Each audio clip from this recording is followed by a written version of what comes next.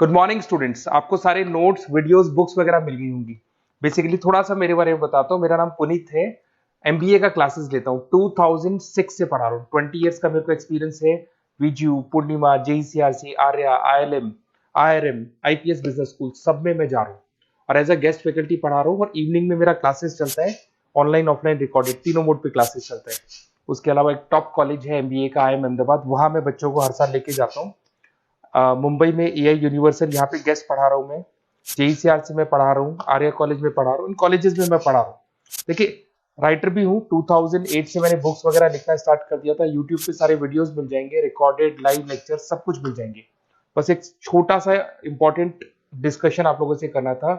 MBA आप कहीं से भी करें, थोड़ा सा मेरे से आप डिस्कस करके अगर आप एमबीए ज्वाइन करते हैं तो आप थोड़ा सेफर मोड में रहेंगे। उसका रीजन बताता हूँ क्यों। क्योंकि मेरे को जो एक्सपीरियंस है ना 20 इयर्स का, एमबीए में प्लेसमेंट होगा कि नहीं होगा, कॉलेजेस कैसे पढ़ाते हैं, क्या उनका प्लेसमेंट स्ट्रक्चर है, क्या इंटरनल एक्सटर्नल इन्फॉर्मेशन है, मेन चीज अंदर क्या चल रहा है उनके। क्योंकि मैं तो रेगुलर कॉलेजेस में जा रहा हूँ तो मेरे को पता है कौन से कॉलेज में क्या चल रहा है। तो आप मेरे से थोड़ा सा एडवाइस लेके अगर आप एडमिशन लेते हैं तो थोड़ा सा सेफर जोन में रहेंगे। बाकी आपके डिस्टेंस के ऑनलाइन के एडमिशन, मणिपाल हो गया, एमएटी हो गया, ज्ञान विहार हो गया, तो यहाँ भी आपको अवेलेबल हो जाएंगे। तो आप अगर एडमिशन लेते हैं तो प्लीज मेरे से कंसल्ट करना। हो सकता है कि मैं आपको एक बेस्ट कॉलेज बता पाऊं और एक सेफर जोन में लेके जा पाऊं। क्योंकि एडमिशन लेने के बाद बच्चों को लगता है कि यार गलत जगह चले गए। Okay, best of luck. मेरा नंबर आपके पास है। साथ के साथ अगर आपको कोई और क्वेरी चाहिए तो मेरे को व्हाट्सअप करें या कॉल कर सकते हैं। Okay, best of luck. मैंने हाल ही में एक बात पर गौर किया। एक इंसान दिन भर में जितनी बार अपने फोन की स्क्रीन पर टैप करता है ना। हाँ, चाहे वो कोई ऐप खोलना हो या किसी यूपीआई पेमेंट के लिए क्यूआर कोड स्कैन करना हो। बिल्कुल। तो वो अनजाने में ही किसी न किसी विशाल कॉर्पोरेट स्ट्रैटेजी की दिशा तय कर रहा होता है। आज की इस गहरी चर्चा में हम सब आपका स्वागत करते हैं। आज हम इसी अदृश्य लेकिन बेहद शक्तिशाली व्यवस्था को डिकोड करने वाले हैं। सही कहा। और इस चर्चा का आधार एक बहुत ही रोचक दस्तावेज है जिसका नाम है foundations and classification of information in MIS, यानी मैनेजमेंट इंफॉर्मेशन सिस्टम। हाँ, और हमारा मेन मिशन आज ये समझना है कि ये जो बड़ी बड़ी संस्थाएं हैं ये इस डेटा के महासागर में डूबने से कैसे बचती हैं और कैसे इस कचरे से या कहें कच्चे डेटा से काम की जानकारी निकालकर ऐसे फैसले लेती हैं जो पूरी इंडस्ट्री का रुख बदल देते हैं। तो चलिए ऐसे समझते हैं। आमतौर पर कहा जाता है कि डेटा नया तेल है, नया ऑयल है, पर कच्चा तेल तो अपने आप में किसी काम का नहीं होता जब तक उसे रिफाइन ना किया जाए। एग्जैक्टली। इस पूरी प्रोसेस में सबसे जरूरी शब्द ये रिफाइन ही है। आज किसी भी बड़ी कंपनी के पास डेटा की कोई कमी नहीं है। उनके सर्वर्स पूरी तरह भरे पड़े हैं। मतलब डेटा ही डेटा है हर जगह। हाँ, असली चैलेंज तो ये है कि उस विशाल डेटाबेस में से सही समय पर और सही कॉन्टेक्स्ट के साथ वो एक छोटी सी जानकारी कैसे निकाली जाए जो किसी बड़े और अहम फैसले का आधार बन सके। एमआईएस का यानी मैनेजमेंट इंफॉर्मेशन सिस्टम का मुख्य काम ही इस अव्यवस्थित डेटा को एक एक्शन लेने लायक जानकारी में बदलना है। बिना इस सिस्टम के तो वो डेटा का पहाड़ सिर्फ एक कंफ्यूजन ही पैदा करेगा। बिल्कुल, कोई समाधान नहीं देगा, सिर्फ शोर होगा वहां। तो जब हम इस डेटा के पहाड़ों की बात करते हैं तो मेरे दिमाग में सबसे पहला सवाल यही आता है कि आखिर इस खदान का रास्ता शुरू कहां से होता है। मतलब ये सारा डेटा आ कहां से रहा है। देखिए, हमारा आज का दस्तावेज इसको दो मेन हिस्सों में बांटता है, इंटरनल सोर्सेस और एक्सटर्नल सोर्सेस, यानी आंतरिक और बाहरी स्रोत। अच्छा, इसको थोड़ा और आसान करके समझते हैं। जैसे एक एनालॉजी लेते हैं। मान लीजिए कि कोई कंपनी एक high speed formula 1 race car है, तो इस कार का जो इंटरनल डेटा होगा वो उसकी टेलीमेट्री होगी। हाँ, जैसे इंजन का टेम्परेचर क्या है, राइट, इंजन हीट कितनी है, टायरों का प्रेशर कैसा है और फ्यूल कितना बचा है। अगर इसको बिजनेस की भाषा में कहें तो ये कंपनी की अपनी पर्सनल डायरी पढ़ने जैसा है। सही कहा। इसमें सेल्स, फाइनेंस, ह्यूमन रिसोर्सेज और ऑपरेशंस जैसे डिपार्टमेंट्स का रोजमर्रा का डेटा शामिल होता है। जैसे कि ट्रांजैक्शन के रिकॉर्ड्स हो गए या एम्प्लॉयज की परफॉर्मेंस रिपोर्ट हो गई या फिर फैक्ट्री में प्रोडक्शन के आंकड़े। ये सब उस कंपनी रूपी कार के अंदर की मशीनरी का हाल बताते हैं। ये रेस कार वाली तुलना सच में इस कॉन्सेप्ट को बहुत क्लियर कर देती है। इंटरनल डेटा से हमें ये पता चलता है कि ऑर्गेनाइजेशन के अंदर की मशीनरी कितनी स्मूथली काम कर रही है। क्या सब कुछ सिंक में है या नहीं? हाँ, जैसे क्या प्रोडक्शन टीम उसी स्पीड से सामान बना रही है जिस स्पीड से सेल्स टीम उसे बेच रही है, या फाइनेंस डिपार्टमेंट के पास अगले महीने के खर्चों के लिए काफी कैश है या नहीं। ये सारी जानकारी कंपनी के अपने कंट्रोल में होती है। और इसके आधार पर वो अपने इंटरनल प्रोसेस को ठीक करते हैं। लेकिन एक बात बताइए, मान लीजिए उस रेस कार का इंजन एकदम परफेक्ट चल रहा है और ड्राइवर भी बहुत बढ़िया है और टायर भी नए हैं, तो क्या सिर्फ इतने से वो रेस जीत सकते हैं? मेरा मतलब है कि क्या किसी कंपनी के लिए सिर्फ अपना इंटरनल डेटा देखना काफी है, खासकर तब जब वो अपने ऑपरेशंस में बहुत माहिर हों? यहाँ दिलचस्प बात यह है कि सिर्फ अंदर देखना काफी नहीं होता। यहीं पर आकर कई सारी बड़ी और सक्सेसफुल कंपनीज मात खा जाती हैं। अगर कार का इंजन बेहतरीन है लेकिन ड्राइवर को ये पता ही नहीं कि अगले मोड़ पर बारिश हो रही है या ट्रैक पर तेल गिरा हुआ है, तो क्या होगा? कार तो पक्का क्रैश हो जाएगी। बिल्कुल। बिजनेस कोई बंद कमरे में थोड़ी होता है। बाहरी दुनिया से जानकारी जुटाना, यानी एक्सटर्नल सोर्सेस पर नजर रखना स्ट्रेटेजिकली सबसे ज्यादा जरूरी है। यानी वो जानकारी जो कंपनी की चार दीवारी के बाहर से आती है, जैसे मार्केट रिसर्च की रिपोर्ट्स या गवर्नमेंट के डेटाबेस। हाँ, और कॉम्पिटिटर्स क्या कर रहे हैं, इकोनॉमी कैसी चल रही है, और आजकल तो सोशल मीडिया के ट्रेंड्स भी। इसका मतलब है कि एक्सटर्नल डेटा एक तरह से उस मौसम और ट्रैक की हालत को बताता है जिस पर वो कार दौड़ रही है। सही पकड़ा। और इसके साथ साथ ये भी बताता है कि बाकी रेसर्स क्या कर रहे हैं ट्रैक पर। एक उदाहरण से समझते हैं।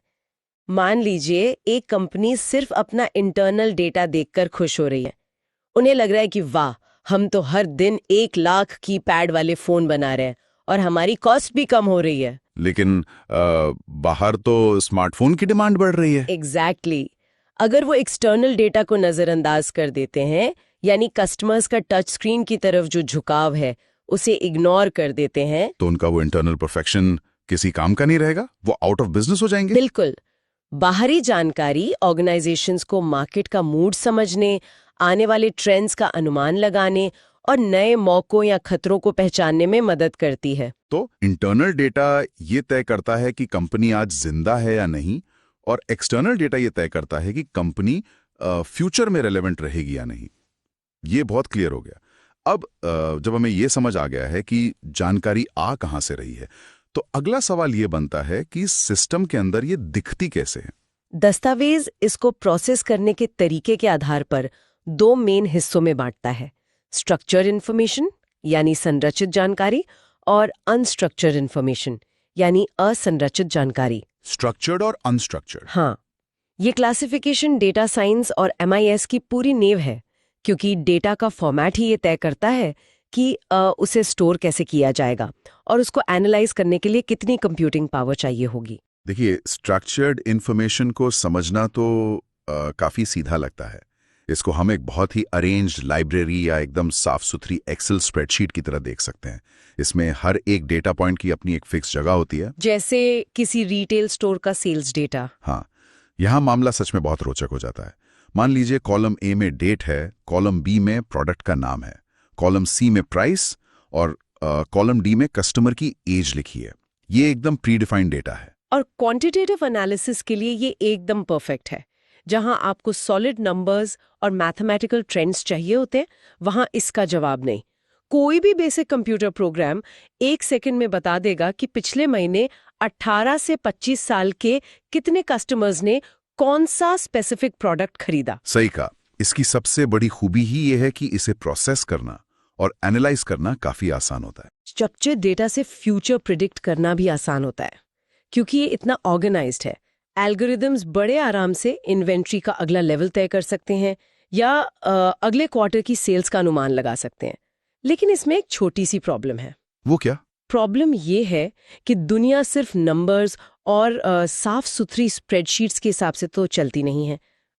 इंसानों का बिहेवियर, उनकी पसंद नापसंद, उनका गुस्सा या उनकी खुशी, इन सब इमोशंस को आप किसी एक्सेल शीट के छोटे से कॉलम में थोड़ी फिट कर सकते हैं। बिल्कुल। और यहीं पर अनस्ट्रक्चर्ड इन्फॉर्मेशन यानी अनस्ट्रक्चर्ड डेटा की एंट्री होती है, जो पर्सनली मुझे आज के टाइम का सबसे कॉम्प्लेक्स और सबसे दिलचस्प हिस्सा लगता है। ये वो डेटा है जिसका कोई प्रॉपर फॉर्मेट या स्ट्रक्चर नहीं होता। जैसे हमारे text messages, photos, videos, emails या फिर सोशल मीडिया पर कस्टमर्स के लंबे लंबे रिव्यूज या कस्टमर केयर पर हुई लंबी कॉल्स की रिकॉर्डिंग्स भी। सही कहा। और आपको पता है आज के टाइम में अनस्ट्रक्चर्ड डेटा की मात्रा स्ट्रक्चर्ड डेटा से कहीं ज्यादा बड़ी है। हम अपने रोजमर्रा के डिजिटल लाइफ में जो कुछ भी जनरेट कर रहे हैं उसका लगभग 80 से 90% हिस्सा अनस्ट्रक्चर्ड ही है। ये सच में बहुत बड़ा नंबर है। पर यहाँ सबसे बड़ी रुकावट ये आती होगी कि एक नॉर्मल डेटाबेस इस इंफॉर्मेशन को समझ ही नहीं सकता। एग्जैक्टली एक मशीन के लिए ये गिनना बहुत आसान है कि आज किसी वेबसाइट पर 10,000 लोग आए, लेकिन उन 10,000 लोगों को उस वेबसाइट का नया डिजाइन कैसा लगा, वो लोग खुश थे या गुस्से में थे, ये कोई सिंपल स्प्रेडशीट नहीं बता सकती। बिल्कुल नहीं।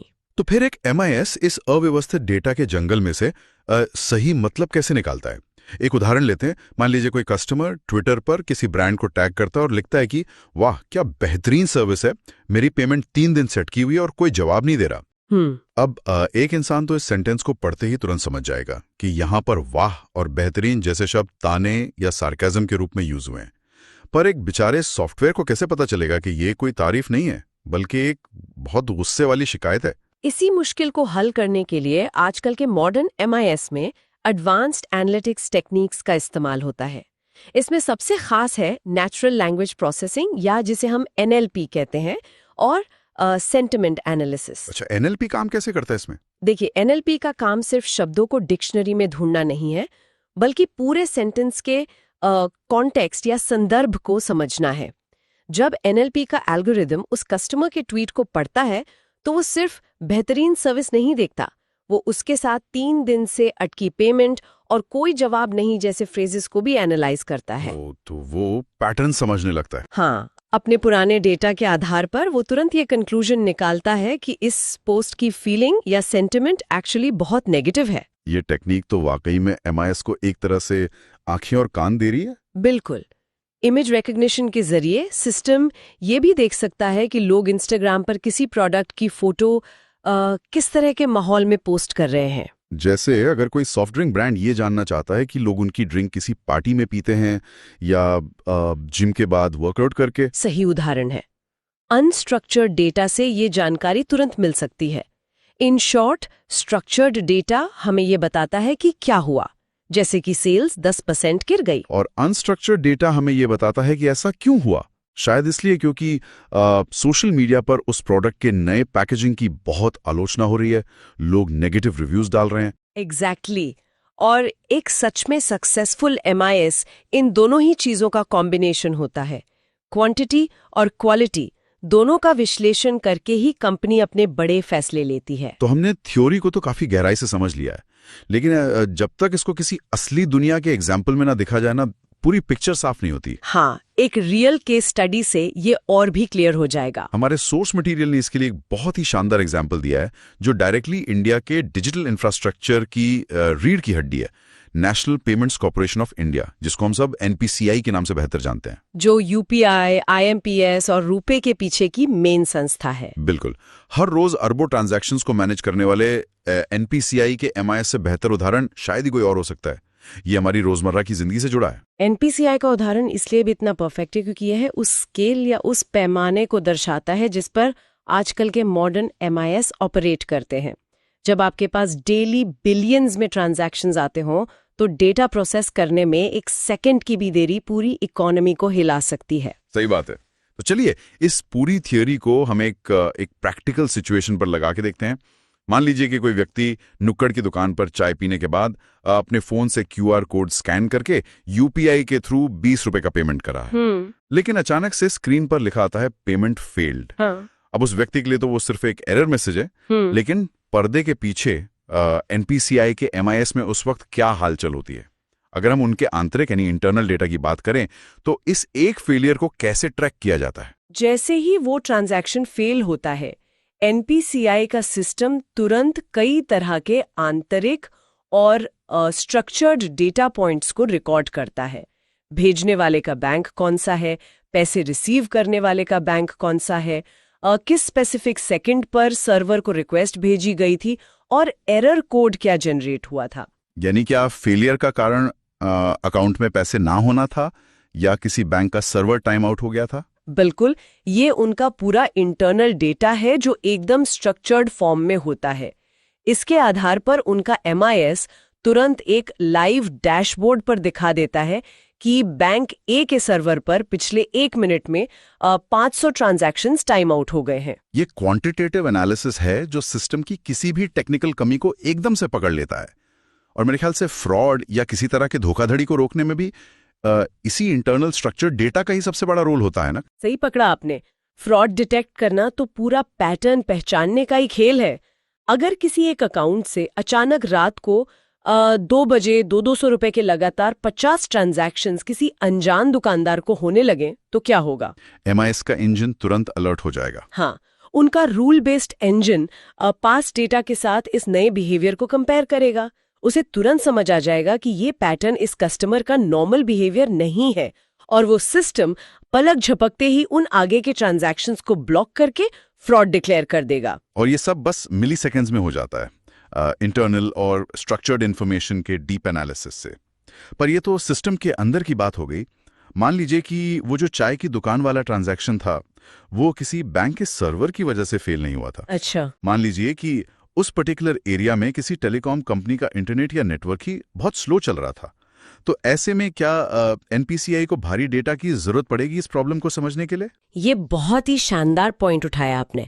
अगर NPCI सिर्फ अपने इंटरनल सर्वर डेटा पर ही फोकस करता रहे तो उन्हें तो यही लगेगा कि उनके एंड पर सब कुछ परफेक्ट है। फिर भी ट्रांजैक्शंस तो फेल हो ही रहे हैं ना? यहीं पर एक्सटर्नल डेटा यानी बाहरी जानकारी काम आती है। NPCI लगातार अपने banking partners, internet service providers और यहाँ तक कि गवर्नमेंट एजेंसी से एक्सटर्नल डेटा रिसीव करता रहता है। तो अगर किसी टेलीकॉम कंपनी के बाहरी डेटा से ये पता चले कि उस स्पेसिफिक शहर में 4G नेटवर्क डाउन है, तो MIS इस एक्सटर्नल इंफॉर्मेशन को अपने इंटरनल फेलियर रेट के साथ मैच कर देगा और तुरंत ही क्लियर रिपोर्ट बनाएगा कि भाई साहब प्रॉब्लम हमारे बैंक सर्विस में नहीं है बल्कि उस स्पेसिफिक एरिया के टेलीकॉम नेटवर्क में है। वाह! और इसी जगह पर अनस्ट्रक्चर्ड डेटा का वो जादू भी तो सामने आता है जिसकी हमने थोड़ी देर पहले चर्चा की थी। अगर इंटरनेट इशू की वजह से लगातार पेमेंट फेल हो रहे हों तो पब्लिक चुप थोड़ी बैठती है, वो सीधा सोशल मीडिया पर जाते हैं और अपना गुस्सा निकालते हैं। और आपको क्या लगता है NPCI का MIS इनको इग्नोर करता होगा? बिल्कुल नहीं। वो इन सब न्यूज पोर्टल्स, ब्लॉग्स और X या ट्विटर जैसे प्लेटफॉर्म्स का कंटिन्यूअसली सेंटिमेंट एनालिसिस करते रहते हैं। यानी वो सोशल मीडिया के इस असुरक्षित डेटा को पढ़ते हैं? हाँ, मान लीजिए इंटरनल स्ट्रक्चर्ड डेटा में सर्वर टाइम आउट का अलर्ट आने से कुछ मिनट पहले ही सोशल मीडिया पर किसी एक बैंक के UPI डाउन होने की शिकायतों का फ्लड आ जाता है। लोग लगातार टैग करके गुस्से में ट्वीट कर रहे होते हैं। तब उनका NLP एल्गोरिदम इन अनस्ट्रक्चर्ड मैसेजेस को रियल टाइम में पढ़ता है। वो जनता के बढ़ते हुए नेगेटिव सेंटिमेंट यानी गुस्से को मेजर करता है और तुरंत अपनी टेक्निकल टीम को एक अर्ली वार्निंग भेज देता है कि मार्केट में कुछ बड़ा टेक्निकल इशू आने वाला है, उसके लिए तैयार रहो। यह सच में थोड़ा चौंकाने वाला है कि कैसे एक तरफ किसी यूजर का कैजुअल सा गुस्से वाला ट्वीट और दूसरी तरफ एक डेटाबेस का टेक्निकल एरर कोड, ये दोनों बिल्कुल अलग डेटा पॉइंट्स हैं लेकिन एक ही MIS के अंदर आके ये एक पूरी कहानी क्लियर कर देते हैं। एक पूरा कंप्लीट पिक्चर बन जाता है डिसीजन मेकिंग के लिए। तो अगर इस पूरी चर्चा का हम एक निचोड़ निकालें तो बात काफी साफ हो जाती है। तो इस सब का क्या मतलब है? आज की फास्ट पेस दुनिया में किसी भी कंपनी के लिए सबसे बड़ा खतरा डेटा की कमी नहीं है बल्कि इंफॉर्मेशन ओवरलोड है। चारों तरफ डेटा का इतना शोर है कि उसमें से आवाज को पहचानना बड़ा मुश्किल है। और इसी शोर को फिल्टर करना ही एक सक्सेसफुल MIS की असली ताकत होती है। जो संस्थाएं अपनी आंतरिक डायरी के साथ साथ बाहरी मौसम पर भी पूरी नजर रखती हैं, जो एक्सेल शीट्स के साफ आंकड़ों के साथ साथ इंसानों की उलझी हुई भावनाओं को भी उतनी ही अहमियत देती हैं, केवल वही कंपनीज आने वाले कल के बिजनेस एनवायरनमेंट में रिलेवेंट रहेंगी। सही समय पर सही डेटा का सही रेफरेंस के साथ उपयोग करना ही फ्यूचर है। बिल्कुल। अब हम इस चर्चा को समाप्त करने की तरफ बढ़ रहे हैं, लेकिन जाने से पहले हमेशा की तरह हम आपको एक ऐसे नए विचार पर छोड़ना चाहते हैं जो इस टॉपिक से सीधा जुड़ा है और आपको थोड़ा आगे सोचने पर मजबूर करेगा। आज हमने अनस्ट्रक्चर्ड डेटा और एनएलपी की जिस एडवांस्ड ताकत को डिटेल में समझा है, उसे देखते हुए मुझे लगता है ये सवाल सच में पूछा जाना चाहिए। जरा सोचिए इस बारे में। जब बड़ी बड़ी कंपनियां और उनके एडवांस सिस्टम्स हमारे इस अनस्ट्रक्चर्ड डेटा को, यानी हमारे कैजुअल सोशल मीडिया पोस्ट का टोन, हमारी फोटोज के पीछे का बैकग्राउंड या किसी रेस्टोरेंट रिव्यू में छिपी हमारी निराशा, यहां तक कि हमारी डिजिटल फीलिंग्स को एडवांस्ड एआई के जरिए इतनी डीपली समझने लगे हैं, तो क्या हम एक ऐसे फ्यूचर की तरफ नहीं बढ़ रहे हैं जहां ये टेक्नोलॉजी बहुत ज्यादा इन्वेजिव या दखलंदाजी करने वाली हो जाएगी? एक तरफ तो इससे हमें बहुत पर्सनलाइज्ड और फास्ट कस्टमर सर्विस मिलती है, हमें कंप्लेन करने की जरूरत ही नहीं पड़ती और प्रॉब्लम सॉल्व हो जाती है। लेकिन दूसरी तरफ हमारी पर्सनल प्राइवेसी का क्या? जब मशीन्स हमारे लिखे हुए सिंपल शब्दों से हमारी मेंटल स्टेट या मूड को एक्यूरेटली रीड करने लगेंगी, तो एक बेहतर सर्विस और 24/7 कॉन्टिन्यूअस सर्वेलेंस के बीच की लकीर आखिर कहाँ खींची जाएगी? ये सच में सोचने वाली बात है। क्या इंटरनेट पर मौजूद हमारी हर छोटी बड़ी खुशी और नाराजगी का विश्लेषण होना चाहिए, सिर्फ इसलिए क्योंकि आज की टेक्नोलॉजी ऐसा करने में पूरी तरह सक्षम है? ये वाकई में एक ओपन क्वेश्चन है जिस पर एआई बनाने वालों और इसका रोज इस्तेमाल करने वाले हम जैसे आम लोगों दोनों को ही आने वाले दिनों में गंभीरता से विचार करना होगा। तो इसी थोड़े से असहज कर देने वाले लेकिन ज़रूरी सवाल के साथ हम आज की इस गहरी चर्चा को यहीं समाप्त करते हैं। हमें उम्मीद है कि डेटा के समुंदर में गोताखोरी करने और इन कॉम्प्लिकेटेड सिस्टम्स को समझने का ये सफ़र आपके लिए काफ़ी हेल्पफुल रहा होगा। अब अगली बार जब आप कोई क्यूआर कोड स्कैन करेंगे या कोई ऑनलाइन रिव्यू लिखेंगे, तो यकीनन जानकारी के इन स्रोतों को एक नए और थोड़े अलग नजरिए से देखेंगे। सोचते रहिए और ऐसे ही नए सवाल पूछते रहिए। इस डीप डाइव में हमारे साथ जुड़े रहने के लिए आपका बहुत बहुत धन्यवाद।